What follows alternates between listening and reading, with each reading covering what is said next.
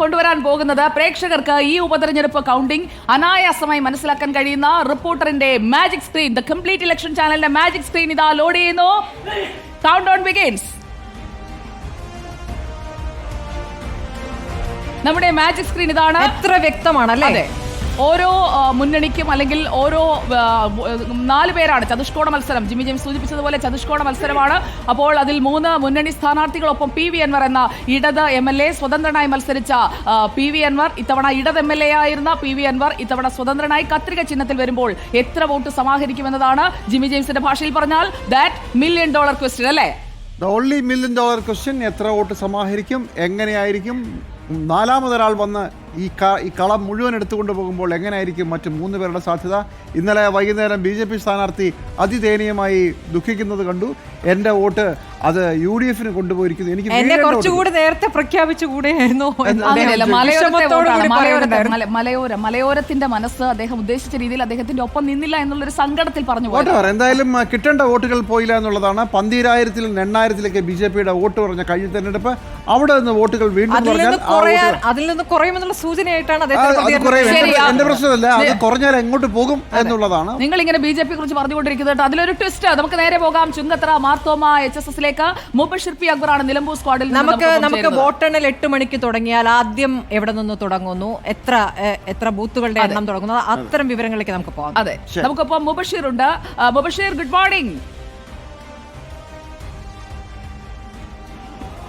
Good morning Sujaya Parvathi, Jimmy, Smriti പരുത്തിക്കാർ.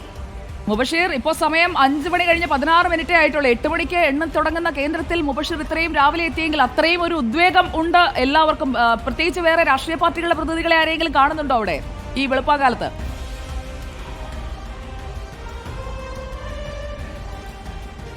തീർച്ചയായും ഇതുവരെയായിട്ട് രാഷ്ട്രീയ പാർട്ടിയുടെ പ്രതിനിധികളൊന്നും തന്നെ എത്തിയിട്ടില്ല. അല്പസമയത്തിനുള്ളിൽ തന്നെ ഏജന്റുമാർ ഉൾപ്പെടെ ഇവിടെ എത്തിച്ചേരുമെന്നുള്ളതാണ് ഞാൻ പ്രതീക്ഷിക്കുന്നത്. വോട്ടെണ്ണൽ നടക്കുന്ന ചുങ്കത്തറ മർത്തോമ ഹയർ സെക്കൻഡറി സ്കൂളിനുള്ളിലാണ് ഞാനിപ്പോൾ നിൽക്കുന്നത്. ദൃശ്യങ്ങൾ കാണാൻ സാധിക്കും. എനിക്ക് പിൻഭാഗത്ത് സ്ട്രോങ് റൂം ഉണ്ട്. ഇവിടേക്കുള്ള ഉദ്യോഗസ്ഥരൊക്കെ തന്നെ ഏറെക്കുറെ എത്തിക്കഴിഞ്ഞു. പോലീസ് ഉദ്യോഗസ്ഥർ സുരക്ഷാ മാനദണ്ഡങ്ങളൊക്കെ തന്നെ പാലിച്ചുകൊണ്ടാണ് മാധ്യമപ്രവർത്തകർ അതുപോലെ തന്നെ ഇതിനുള്ളിലേക്ക് പ്രവേശിക്കുന്ന ഉദ്യോഗസ്ഥർ ഉൾപ്പെടെ ഇതിനുള്ളിലേക്ക് കയറ്റിവിടുന്നത്. എന്തായാലും കൃത്യസമയത്ത് തന്നെ സ്ട്രോങ് റൂം തുറക്കും. 8 മണിക്ക് വോട്ടെണ്ണൽ ആരംഭിക്കും. ആദ്യം പോസ്റ്റൽ വോട്ടുകളാണ്. നമുക്കറിയാം മൊത്തം പോസ്റ്റൽ വോട്ടുകൾ. അതെ, തീർച്ചയായും ആദ്യം 1403 പോസ്റ്റൽ വോട്ടുകളാണ് എണ്ണുന്നത്. അതിനുശേഷമായിരിക്കും 4 ടേബിളുകളിലായി EVM വോട്ടുകൾ 1,74,667 വോട്ടുകൾ എണ്ണുക എന്നുള്ളത്. ഇവിടെയുള്ള പൂർണ്ണമായിട്ടുള്ള സുരക്ഷാ ക്രമീകരണങ്ങളൊക്കെ തന്നെ ഇവിടെ സജ്ജമാക്കി കഴിഞ്ഞു. അതത് മേഖലകളിലൊക്കെ തന്നെ സുരക്ഷാ ഉദ്യോഗസ്ഥരെ ക്രമീകരിച്ചിട്ടുണ്ട്. ബാക്കിയുള്ള ഉദ്യോഗസ്ഥരൊക്കെ തന്നെ നമുക്ക് ദൃശ്യങ്ങളിൽ കാണാൻ സാധിക്കും. നമുക്കറിയാം മണ്ഡലത്തിലെ തന്നെ ഏറ്റവും വലിയ പഞ്ചായത്തും ഏറ്റവും അധികം ബൂത്തുകളുള്ള പഞ്ചായത്ത് കൂടിയായിട്ടുള്ള വഴിക്കടവ് പഞ്ചായത്തിലാണ് ആദ്യം വോട്ടെണ്ണാൻ പോകുന്നത്. 46 ബൂത്തുകളാണ് വഴിക്കടവ് പഞ്ചായത്തിലുള്ളത്. ഏറെക്കാലം, അതായത് UDF മേൽക്കോയ്മയുണ്ടെന്ന് അവർ അവകാശപ്പെടുന്ന പഞ്ചായത്ത് കഴിഞ്ഞ 2 നിയമസഭാ തെരഞ്ഞെടുപ്പിലും LDF ലീഡ് നൽകിയ പഞ്ചായത്ത്. ആ ഒരു പഞ്ചായത്തിൽ ഏറെക്കുറെ 3 റൗണ്ട് പൂർത്തിയാവുമ്പോൾ തന്നെ രാഷ്ട്രീയ കേരളം ഏറെ കൗതുകത്തോടെ ഉറ്റുനോക്കുന്ന ജനവിധി എന്തെന്ന് നമുക്ക് ഏറെക്കുറെ മനസ്സിലാക്കാൻ സാധിക്കും. നിലവിലെ അവകാശവാദങ്ങൾ തീർച്ചയായും 35 വോട്ടിന്റെ ലീഡാണ് ഇക്കഴിഞ്ഞ 2021 തെരഞ്ഞെടുപ്പിൽ PV അൻവറിന് വഴിക്കടവ് പഞ്ചായത്തിൽ നിന്ന് ലഭിച്ചിട്ടുള്ളത്. 23 വാർഡുകളാണ് അവിടെയുള്ളത്. 46 ബൂത്തുകളുണ്ട്. UDF വലിയ മേൽക്കോയ്മയുണ്ടെന്ന് അവർ അവകാശപ്പെടുന്ന പഞ്ചായത്താണ്. അതോടൊപ്പം തന്നെ ഈ നിയമസഭാ ഉപതെരഞ്ഞെടുപ്പിൽ ഉൾപ്പെടെ UDF വലിയ ഭൂരിപക്ഷം ലഭിക്കുമെന്ന് അവകാശപ്പെടുന്ന ഒരു പഞ്ചായത്ത് കൂടിയാണ്. കൂടാതെ നിരവധി വിഷയങ്ങൾ ഈ ഒരു ഉപതെരഞ്ഞെടുപ്പുമായി ബന്ധപ്പെട്ട് ഉയർന്നു വന്നൊരു പഞ്ചായത്ത് കൂടിയാണ് വഴിക്കടവ് പഞ്ചായത്ത് എന്നുള്ളത്. നേരത്തെ പന്നിക്കണിയിൽ അകപ്പെട്ടുകൊണ്ടൊരു 15 വയസ്സുകാരൻ മരിച്ചതും അതിനെ തുടർന്ന് വലിയ പ്രതിഷേധ പ്രക്ഷോഭ പരിപാടികളൊക്കെ തന്നെ ആ ഒരു പഞ്ചായത്ത് കേന്ദ്രീകരിച്ച് നമ്മൾ കണ്ടതാണ്. ഈ ഒരു ഉപതെരഞ്ഞെടുപ്പിൽ അത് വലിയ ചർച്ചയാവുകയും ചെയ്തിരുന്നു. സ്വാഭാവികമായിട്ടും ഉപതെരഞ്ഞെടുപ്പിൽ അത് പ്രതിഫലിക്കും.